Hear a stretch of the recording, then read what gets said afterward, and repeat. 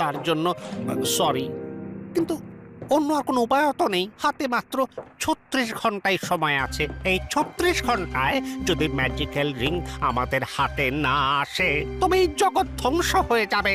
তাতে শুধু অশুভ শক্তি জিতে যাবে রুদ্রা, শুধু অশুভ শক্তি।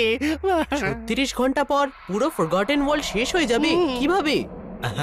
এই ফরগটন ওয়ার্ল্ডকে একটা ম্যাজিক্যাল রিং বাঁচিয়ে রেখেছে এখনো, যেটা একটা ম্যাজিক্যাল ট্রির গায়ে লাগানো আছে।